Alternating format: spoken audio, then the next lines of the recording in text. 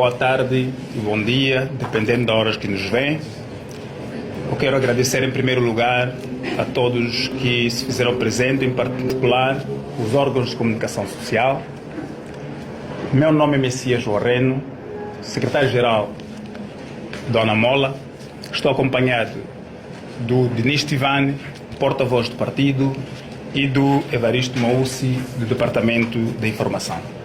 Permitam-me, prezados, saudar a todas as famílias moçambicanas que nos assistem neste momento a partir das diversas plataformas digitais, nomeadamente Facebook e YouTube. Prezados, o Partido Anamola convocou este comunicado de imprensa por um aspecto bastante importante e crucial. Este partido recebeu um convite para participar amanhã, no dia 6 de outubro de 2025, no lançamento da auscultação para a reforma da Constituição e leis eleitorais no âmbito do dito diálogo inclusivo. No entanto, o nosso partido, reunido em comissão executiva, alargado aos coordenadores provinciais e ouvido o Conselho de Jurisdição, decidiu, como simbolismo de protesto, que no âmbito que não se fará presente nestas cerimônias do lançamento da auscultação no âmbito do diálogo inclusivo a ter lugar amanhã, dia 6 de outubro.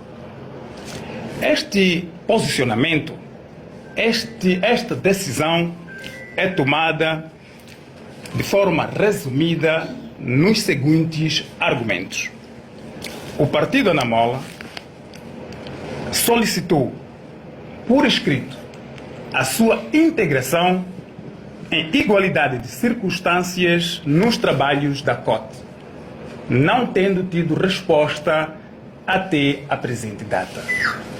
O presidente Venâncio Antônio Bila Mondlane obteve votação maioritária nas eleições presidenciais de 2024, todavia considerado pelos partidarizados Comissão Nacional de Eleições e Conselho Constitucional como segundo candidato mais votado nas eleições presidenciais. O Partido Anamola nasceu das reivindicações pós-eleitorais e continua a ser o rosto destas reivindicações.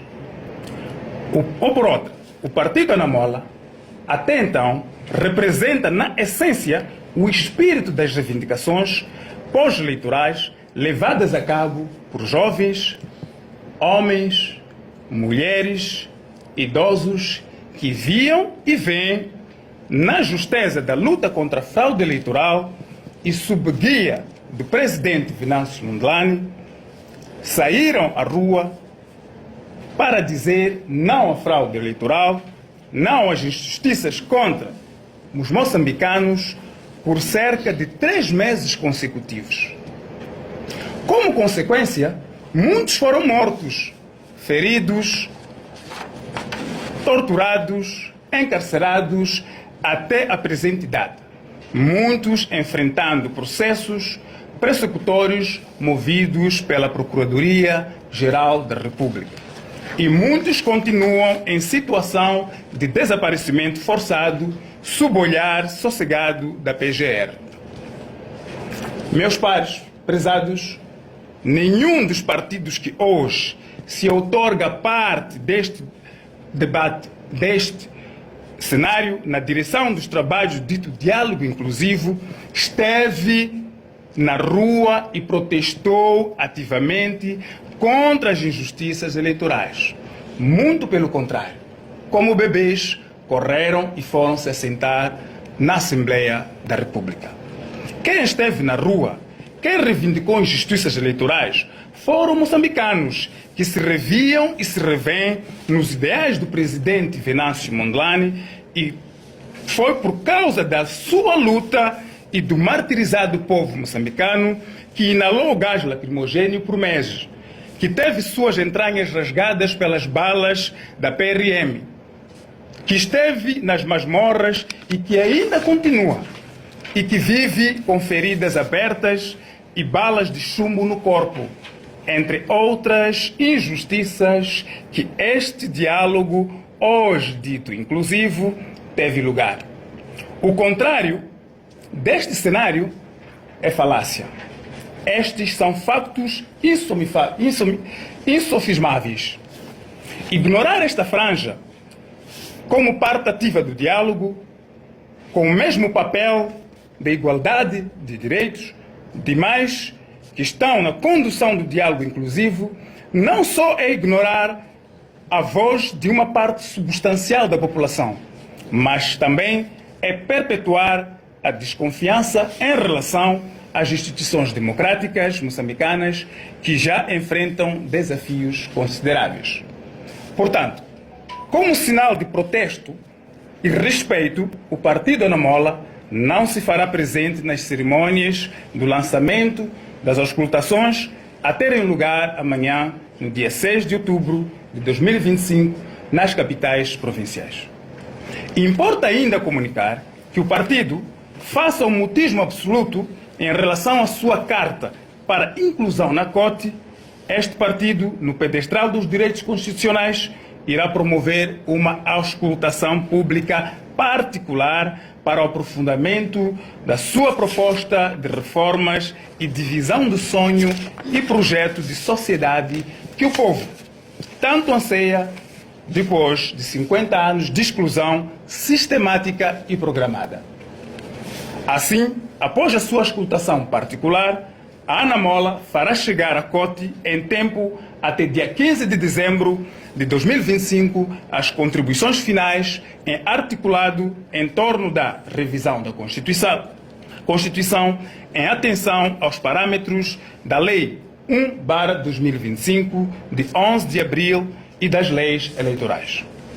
Desde já, o Partido Anamola remete para o conhecimento dos moçambicanos em formato Google Drive, PDF, WhatsApp e outras plataformas as linhas gerais da sua visão sobre a futura revisão da Constituição, Lei Orgânica da CNE, Lei do Recenseamento Eleitoral e leis eleitorais para a eleição das Assembleias Representativas a vários níveis e eleição do Presidente da República.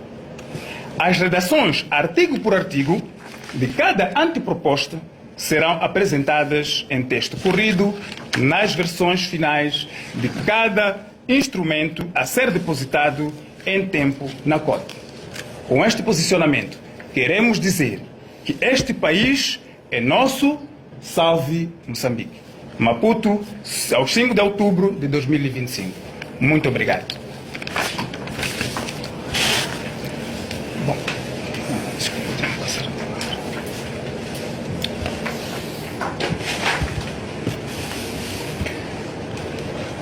Bom, eu passo a ler as diretrizes gerais sobre a auscultação pública relativa à revisão da Constituição e das leis eleitorais. Como bem disse o secretário-geral, recebemos um ofício, entretanto, não nos vamos fazer presentes na cerimônia inaugural, não é? deste processo da auscultação. Entretanto, todas as circunstâncias e todo o panorama político que contribuiu ou concorreu para o nascimento do Anamola levam-nos a ter uma responsabilidade. Portanto, o fato de nós não participarmos na cerimônia inaugural para a auscultação não significa que vamos deixar de respeitar este povo que tanto anseia por um Moçambique justo, por um Moçambique de direito democrático. Portanto, já tínhamos dito, já ao nível do Conselho Nacional, que o partido iria fazer uma auscultação paralela. Já existem linhas gerais dos vários documentos, como muito bem leu o secretário-geral. Estes documentos, articulado por articulado, vão chegar não só ao COTE, mas também aos facilitadores, a todos os parceiros, refiro-me às embaixadas que têm estado a contribuir para que Moçambique tenha um sistema legal, eleitoral e instituições mais fortes. E a outros atores que muito contribuem para Moçambique. Por isso nós já vamos dar as nossas diretrizes, são as nossas ideias, são as nossas contribuições, que algumas já estavam no nosso manifesto e concorreram também para aquilo que é a nossa proposta de plano de desenvolvimento. Começamos por referir o que é que nós vamos propor para se alterar ao nível da Constituição. Portanto, é o sistema político.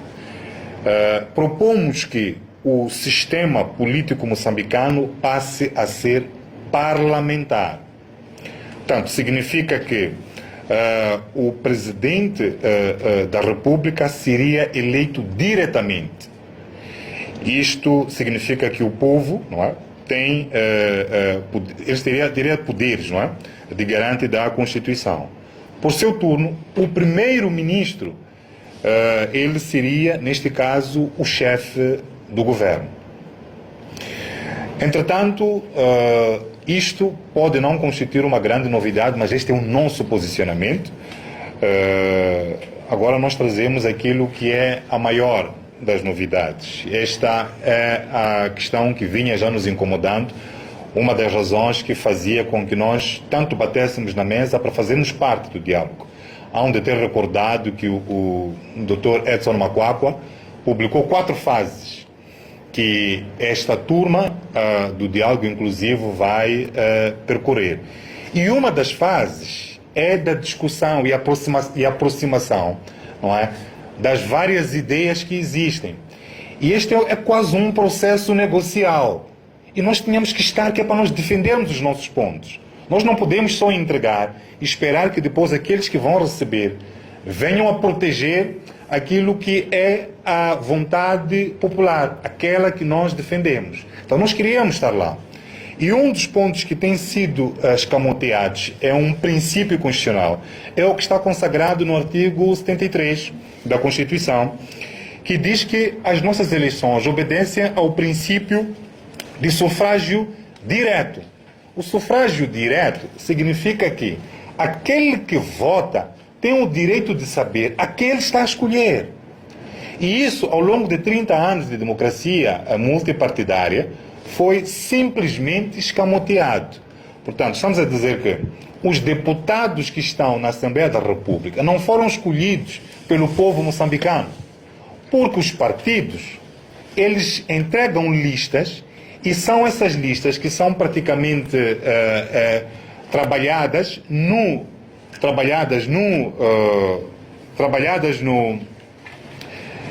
nos comitês dos partidos, que depois são reveladas após a votação. Portanto, as pessoas não sabem para quem estão a votar. Então, nós aqui introduzimos uma novidade, que é o respeito à Constituição.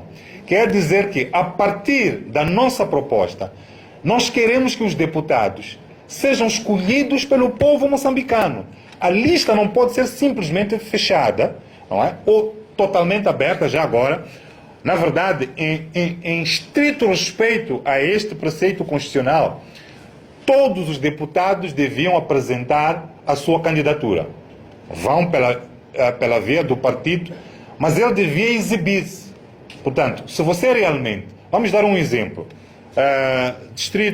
Um dos distritos de Maputo, ou todo o círculo eleitoral de Maputo, tem que eleger 10 deputados. Portanto, o partido apresenta 10 propostas. Estes 10 deviam, em princípio, figurar no boletim de voto. Então, porque há indivíduos que estão num determinado partido, mas que o povo pode não querer elegê-lo como deputado, porque percebe que ele não vai perseguir os fins. Então, o povo deveria ter esta opção. Então, os 10 deveriam aparecer no boletim de voto de forma aberta. Como não podemos radicalizar, então estamos a propor uma situação mista. Como podem ver, esperamos que o COTE, quando receber a nossa proposta, até proponha que sejam todos, em vez de ser uma eleição mista. Portanto, neste caso estamos a dizer que se fossem 10 para Maputo, 5 iriam para uma lista aberta, que nós estamos a chamar de lista nacional, e depois outros iriam para uma lista fechada. É aquilo que tem sido prática até agora. Portanto, são votados, mas as pessoas depositam um voto sem perceber para quem que estão a votar.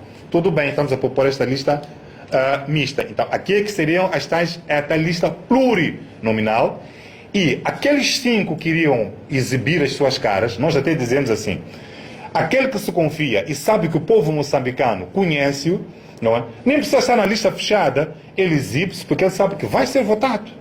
Há muitas individualidades aqui na nossa República que, se aparecerem figurados, eles vão ser votados como deputados. Este é o momento de nós deixarmos que aquela mamana lá do mercado, que nós sabemos que lutou muito pelo seu bairro, pelo mercado, pela comunidade, possa ser votada. Ou aquele indivíduo que muito sacrificou pela causa de alguns moçambicanos numa determinada comunidade, possa ser votado. E isto que nós queremos. Na verdade, este aqui é o princípio do sufrágio direto. Portanto, o meu voto vai para a pessoa X. Portanto, eu penso que esta proposta do Anamola é a proposta mais revolucionária que existe. Portanto, agora, quanto aos poderes do Presidente da República, o Presidente da República passaria a ter competência face aos outros órgãos. Portanto, ele iria nomear o Primeiro-Ministro. Nós usamos este termo nomear, entretanto, o Primeiro-Ministro é por via indireta, portanto, aparece por cooptação, né, dos seus pares. Mas também teria competência para demitir o governo e para a dissolução do próprio Parlamento. Também teria competência nas relações internacionais, para representar o Estado fora, nomear os nossos representantes, que são os nossos embaixadores, que é acreditar os embaixadores. E, por sua vez, também iria decretar o estado de sítio e o estado de guerra. O primeiro-ministro, neste caso, ele teria poderes do executivo. Portanto, ele que seria verdadeiramente o chefe do governo. Portanto, esta é também uma proposta que já há muito se vem esperando. Portanto, mas também seria ele o responsável, teria responsabilidades perante a Assembleia da República. Agora, a grande novidade que nós aqui trazemos é o da Assembleia da República, porque nós precisamos de ter sempre poderes e contrapoderes. Estamos a dizer que a Assembleia da República passa a ter também poderes de impeachment.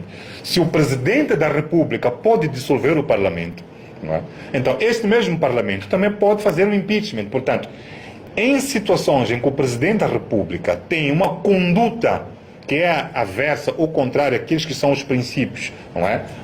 Patrióticos ou constitucionais, ele pode sim ser objeto de um impeachment.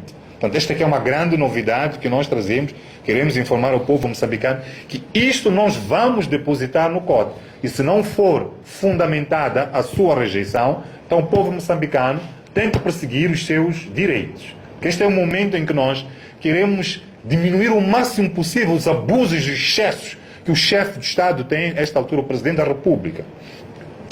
Depois também temos propostas relativas à despartidarização do Estado. Portanto, já que o Presidente vai deixar até de nomear reitores, vai deixar de nomear o governador do Banco de Moçambique, não é?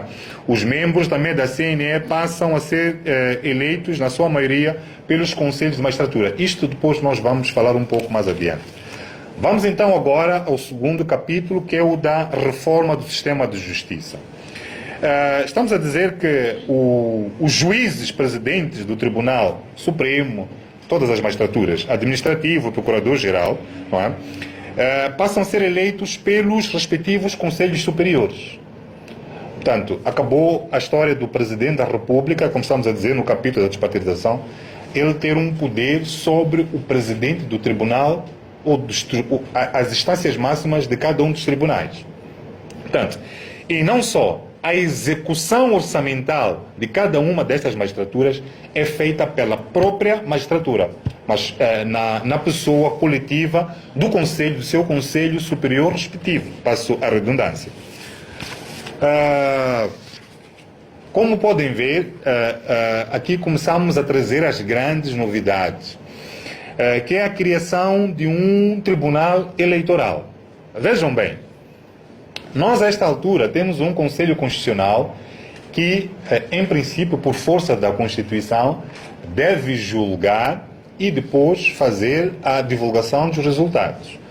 Portanto, todo o contencioso eleitoral é feito pelo Conselho Constitucional até agora. O que estamos a propor é que este contencioso eleitoral passe a ser feito, não é, pela linha máxima do Tribunal Supremo. Portanto, o plenário do Tribunal Supremo é que vai fazer este trabalho que até agora tem sido feito pelo Conselho Constitucional. E temos uma razão para isso, ou várias. Refletimos. O que tem acontecido até agora é que o Tribunal Distrital faz um trabalho de julgamento, que é entendido como um trabalho de mera secretaria, que os juízes já refutaram essa posição, e depois o Conselho Constitucional é que toma a última decisão, que normalmente acaba por ser de voltar a julgar. Não faz qualquer sentido para nós. As magistraturas estão todas elas divididas. Nós temos uma magistratura judicial, temos uma administrativa, temos a do Ministério Público. Imaginem vocês que um indivíduo meta uma ação num tribunal distrital. E essa ação, depois de sair da decisão, uma das partes faz o recurso. Entretanto, quem vai julgar o recurso, por exemplo, numa ação civil, é o plenário do Tribunal Administrativo. Faria qualquer sentido? Não. E é o que está a acontecer até agora. Então, nós estamos a dizer que o Conselho Constitucional, ele não tem nenhuma representação ao nível do distrito, não tem nenhuma representação ao nível da província. Então, qual é a lógica para o Conselho Constitucional ser ele a fazer o trabalho de julgar? Não entendemos isso. Então, quem tem o trabalho de julgar, a sua função, a competência de julgar na República de Moçambique, são os tribunais. Então, continuariam a ser os tribunais. E na linha organizativa ou na organização judiciária, os tribunais distritais e o Tribunal Supremo estão exatamente na mesma linha. Portanto, a instância máxima que nós temos na organização judiciária é o Tribunal Supremo. Razão suficiente para que seja esta instância a fazer o julgamento em última instância. Portanto, e o Conselho Constitucional, a esta altura, passaria só a debelar as questões constitucionais que foram levantadas no âmbito do processo eleitoral. E está dividida. Aqui nós temos separação de poderes, a verdadeira separação de poderes e a tal interdependência. Portanto, entendemos que, por esta lógica da organização judiciária, não faz qualquer sentido o Conselho Constitucional fazer o trabalho que tem estado a fazer até agora. Aliás, nem está a fazer. Nós assistimos nas últimas eleições, o Conselho Constitucional, pura e simplesmente, furtou-se de fazer a apreciação das reclamações e dos recursos. E só depois tratar da questão da validação. Portanto, é daqueles males que vai ficar para a história. Nós depois vamos nos debruçar sobre isso. Mas dizíamos que a validação e proclamação de resultados, sim, passa a ser para o Tribunal Supremo. E o Conselho Constitucional, não é, passaria a fazer o trabalho de apreciação das questões constitucionais. Mas teria uma composição de 9 juízes conselheiros e não os 5. Portanto, esta é a novidade que nós aqui também trazemos. E seriam 8 provenientes das magistraturas, todas estas magistraturas que nós acabamos de referir, portanto, a comum, a administrativa e do Ministério Público, e depois o seu presidente, que seria eleito pela Assembleia da República por uma posição de 2/3 dos deputados.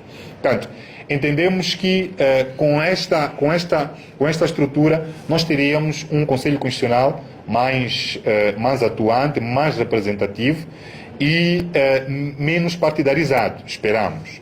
E propomos também que os cidadãos que queiram aceder ao Conselho Constitucional não tenham que reunir 2.000 assinaturas, mas reduzindo para 1.000 assinaturas, entre outras questões. Depois, a reforma do sistema eleitoral. Portanto, estamos a dizer que o Conselho, a Comissão Nacional de Eleições, passaria a chamar-se Comissão Eleitoral Independente, não é? E nós entregamos aqui uma série de princípios que, em resumo, nós tipificamos como um homem, um voto. Portanto, entre várias, estamos a dizer que o apuramento parcial no lugar da votação, Portanto, o apuramento parcial iria ocorrer no lugar da votação, não é? Salvo nos casos de força maior. A lei da CNE, portanto, estamos a propor também que ela seja alterada e a CNE passaria a ser composta por 11 elementos. Teria um presidente, que seria também indicado pela Assembleia da República, nos moldes de 2/3. Teria 3 membros da magistratura judicial, 3 da magistratura administrativa e 3 da magistratura do Ministério Público. Portanto, e um eleito pelo Conselho Jurisdicional da Ordem dos Advogados. Propõe-se ainda a eliminação das comissões provinciais e distritais de eleições. Não há necessidade. Já vão entender a seguir por que estamos a dizer isso. Por quê? E o STAI, a esses níveis, é que faria esse trabalho. Portanto, podia, por exemplo, o STAI requalificar os votos e por aí em diante. Os funcionários e agentes do STAI teriam a obrigação de ter literacia informática e de comunicação digital. A Anamola propõe também que o prazo peremptório para o anúncio dos resultados seja até o 5º dia. Portanto, estamos a dizer que queremos 5 dias. A votação fechou numa segunda-feira. Até sexta-feira acabou a eleição. Acabou a eleição. Mas uma novidade é esta. É que 24 horas, até 24 horas, não é, do fecho daquela mesa de voto, não é? Aquele distrito tem que fazer a divulgação dos seus resultados. E vamos entender ainda, eu vou me debruçar sobre isto mais tarde. Depois também, os membros da Comissão Eleitoral Independente, não é? A data de posse, devem também suspender militância nos partidos políticos. E quem não fizer isso, incorre ao crime de incumprimento das suas obrigações. E temos também uma proposta para a revisão do quadro jurídico do recenseamento eleitoral. Aqui nós temos grandíssimas novidades. Vejam só. A alteração de fundo é que o recenseamento, além dos dados que têm sido colhidos, também agora vão levar, e penso que tem levado, um número de telefone. Mas nós queremos que esse número de telefone seja um número de telefone para que tenha acesso ao WhatsApp e levem também o seu e-mail. Mas isso não tem que ser obrigatório, ou a não existência de alguém que tenha um número do WhatsApp não pode ser obrigação, não é? Tanto que não pode ser impedimento para que ele faça o seu recenseamento, ou o seu recenseamento seja considerado válido, não é?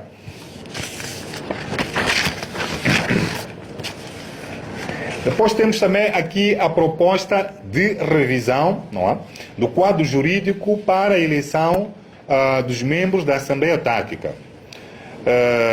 E como já propomos que o Tribunal Supremo é que fará o trabalho de julgar em segunda instância, para evitar todos os episódios que nós temos estado a assistir, nós introduzimos o princípio de que o Tribunal Supremo, não é, deve cingir-se à verificação da legalidade dos procedimentos, evitando aqueles juízos de valor que o CC nos tem habituado. Portanto, e nem o Tribunal Supremo deve cometer o erro de usurpação de competências. Portanto, que é substituir-se aos outros órgãos, fazer o papel de contagem de votos, aquilo que nós vimos nas eleições passadas. Entendemos também que os boletins de voto que não corresponderem à sequência, não é, eles devem ser declarados nulos. Portanto, é nulidade absoluta. As cabines de votação devem estar em frente aos membros das mesas de voto. Isto não significa que não tenha acontecido, mas a pessoa que vai votar tem que dar costas aos membros da mesa de voto. Portanto, isso vai evitar que ele, tendo votos nos bolsos, não é, ele introduza os votos, porque os membros da mesa de voto estarão a supervisionar. Portanto, ele recebe, chega na mesa, recebe os boletins de voto, vai para a cabine, está a dar costas, portanto, todos os membros da mesa controlam-no não é? Ele vota, dobra, vira-se e vem votar, vem introduzir nas urnas. Portanto, não há espaço para ele lá. Nós já vimos isso durante o processo eleitoral. Indivíduos que até introduzem celulares, portanto, até fazem fotografia. Não é? Eu votei no partido X. Então significa que ele tem todo o espaço para, naquele momento, ao dobrar, não é, o boletim de voto, também dobrar dois ou mais e introduzir. Portanto, ele tem que dar a volta. Não é? Depois, o processo eleitoral deve ter apenas duas fases, que é a parcial e a geral. E cada uma das mesas da Assembleia do Voto tem que enviar diretamente os seus resultados a uma plataforma da Comissão Eleitoral Independente. E vejam isto. Aqui já estão a perceber o que acontece. Aquela mesa de voto, ela não só envia o seu resultado para a instância distrital do STAI, mas também envia para a instância central da CNE. E esta está a fazer automaticamente a atualização. Vão dizer que não é possível. É possível. Nós divulgamos há pouco tempo um vídeo, penso que foi esta semana, a mostrar que nós já estávamos com cerca de 63, 64 mil membros. E qualquer membro do Anamola hoje, se entrar na plataforma, ele pode conferir quantos membros tem. Então, se um simples partido pode, em tempo real, dizer quantos membros tem, e qualquer moçambicano pode ir auditar aqueles números, então por que a CNE não pode fazer a mesma coisa? O que estamos a dizer é que as mesas de votação não vão comportar apenas aquele equipamento. Vai comportar também um scanner e o próprio formulário da ata e do edital. Eles vão comportar também alguma grafia gráfica digital, alguma grafia digital, para permitir que o scan imediatamente seja enviado para a instância distrital, mas também enviado imediatamente para a instância geral. Até 24 horas, a eleição terminou às 18. Até às 20 já é possível ter o resultado que já foi enviado. A mesa envia para a instância distrital e envia para a instância central. No dia seguinte, esta instância distrital já está a fazer um comunicado à imprensa a dar o veredito daquele distrito. Enquanto há um processo de envio do físico para a instância central, que também já esteve a fazer o acompanhamento e atualização dos dados. Meus caros, aqui nós acabamos de dizer uma coisa indiretamente, mas eu tenho que dizer ela com as palavras próprias. É o fim da desconfiança, é o fim da falta de transparência, portanto, podemos assim dizer que é o fim das convulsões pré-eleitorais e pós-eleitorais. Ninguém vai acusar o Anamola, como já tentam fazer, de ser um promotor da indisciplina, porque estamos a trazer diretrizes. E as eleições são ditas que são eleições transparentes, mas não há nenhuma transparência. Reparem esta inovação. A mesa não só vai enviar, que tem três níveis, não só vai enviar para a instância distrital, como para a instância central, como a mesa vai enviar aquele edital e aquela ata para o eleitor. Aquele que votou, ele, no ato do recenseamento, como podem ter visto, nós dissemos que ele tem que ter um número do WhatsApp ou tem que ter um e-mail. Aquela base de dados que aquela mesa tem, já tem os mesmos números e os mesmos e-mails. O ato de envio para a instância distrital e para a instância geral já comporta um envio para cada um dos eleitores que elegeu ou fez a sua eleição naquela mesa. Naquele dia, o eleitor, que tem às 18 horas, ele já sabe quem é o deputado que ele escolheu, já sabe que ao nível daquele distrito, quem é o primeiro-ministro, o potencial primeiro-ministro que ele escolheu. Se for eleição autárquica, quem são os membros da Assembleia e quem é o presidente da autarquia. Portanto, não faz qualquer sentido o que tem acontecido até agora. O que nós dizemos, a partir da lei, é que, depois de votar, o eleitor tem que ficar a 300 metros do posto, não é, de votação. Quer dizer, o princípio da transparência, não é, que norteia a própria disciplina administrativa tem sido escamoteada. O princípio da transparência também, que está na nossa Constituição, tem sido escamoteado. O princípio da publicidade, que é a ideia de que todas as etapas das decisões administrativas têm que ser comunicadas aos interessados, tem sido escamoteado. Ou, por outra, os direitos do cidadão têm sido escamoteados. Então, a partir do momento em que ele recebe no mesmo momento em que a instância distrital e a instância central, praticamente nós cumprimos com o princípio da publicidade, da transparência, que são princípios que estão no nosso ordenamento jurídico. Não há nenhuma novidade, não estamos a fazer nenhuma agressão à lei, não é nenhuma novidade do ponto de vista de previsão legal, até previsão constitucional. Portanto, estamos aqui a trazer estes elementos. Portanto, e o backup físico, este seria feito chegar, sim, à CNE, pelo SAI provincial. Como vê, o SAI provincial que tem aquele trabalho logístico é que vai fazer chegar. Este físico, quando chega, ele está a chegar apenas por questões, podemos assim dizer, procedimentais, não é? Mas não é para se dizer que a eleição vai ser alterada. Portanto, é por isso que estamos a dizer que em 5 dias a eleição terminou. E naquele distrito, em menos de 24 horas, a eleição terminou. Estamos a dizer que até às 18 horas do dia seguinte, os moçambicanos já vão saber quem ganhou as eleições. Eu pergunto agora, haverá alguma convulsão? Não! Absolutamente não! O partido Anamola, com parcos recursos, sem meticais de cada um dos contribuintes, ou as contribuições e as doações que tem estado a fazer, já provou que é possível, sim, com a tecnologia que nós temos, fazer isso. Vão dizer que os distritos não têm energia. Vão dizer que os distritos não têm internet. Há vários pacotes, há vários provedores, eu vou dar alguns exemplos, a Teledata faz isso. A Starlink, com 25 mil meticais, você coloca um servidor. Então, é uma questão de vontade apenas. Não vamos dizer que 25 mil meticais pode ser muito dinheiro para um Estado, que é para haver eleições livres e justas. Portanto, aquela mesa pode sim, aquelas mesas, naquela circunscrição, portanto, numa escola, por exemplo, todas as mesas, aliás, vai ser uma votação aberta, num campo aberto, acabaram as salas fechadas, acabaram as portas fechadas, os jornalistas não podem ter acesso ao processo de contagem, acabou tudo isso, porque é tudo aberto. E tem uma antena, vamos supor aqui, passa a publicidade, da Starlink, que todas as mesas têm acesso e todas vão enviar com 25 mil meticais. Portanto, 10, 15, 20 mesas. Acabamos por dizer que, vamos lá, 5 mesas, 25 mil meticais, são 5 mil meticais. É um Estado que não tem esse dinheiro. Portanto, não pode haver desculpas para nós não termos eleições livres, justas e transparentes.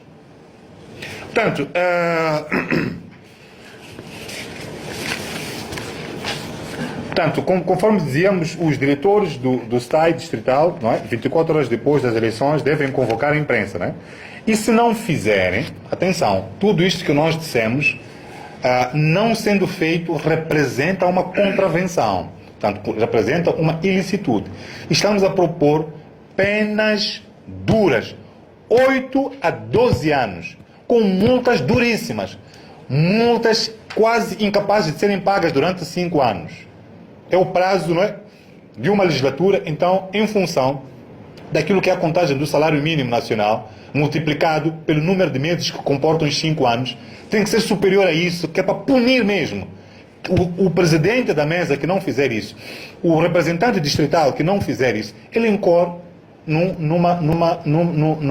para essas penas de 8 a 12 anos. Portanto, e não fazer tudo isso representa imediatamente flagrante delito. Ele é pego diretamente. Cadeia com ele.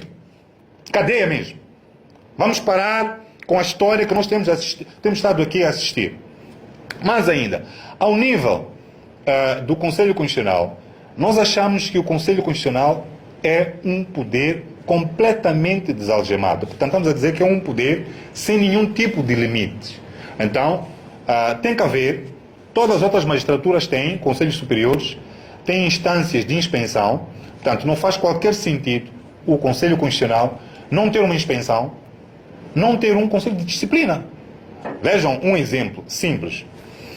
A professora doutora Lúcia Ribeiro mentiu para os moçambicanos no último acórdão, dizendo que nós informamos que um certo número de eleitores era o mesmo número, eleitores inscritos era o mesmo número de eleitores votantes. Portanto, presumiu que, se depois, pela proporção que nós tínhamos apresentado, o número de eleitores votantes seria o dobro. Ou por outra, disse que toda aquela nossa métrica da contagem paralela estava errada por isso.